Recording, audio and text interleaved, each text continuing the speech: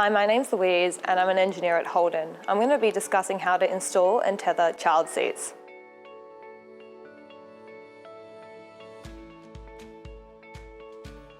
So there's two different ways of installing and tethering a child seat. The first is using the seat belts in the car, and second is using the ISOFIX that are located in the seats. While both methods are safe, the ISOFIX is proven to be more effective and a safer method of securing your seats. So for the Acadia and the Equinox, we have the two ISOFIX points in the back. All other seats have the seatbelt tether points for your child seat. It's important to know what the car has for when you're choosing to purchase it. When you have already purchased a vehicle, it's important to know which child seat will tether into your car. So if you have the ISOFIX, you should be purchasing a child seat that can tether into your car that way. Each car seat requires a top tether point for installation. Our Holden Acadia offers 5 tether points, 3 in the second row seats and 2 in the rear.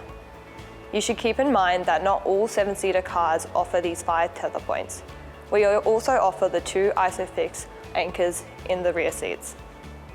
So a good tip when looking to see what kind of anchor points your car has is to look for the ISOFIX symbol. Now these symbols are located on seats that have the ISOFIX anchors on them.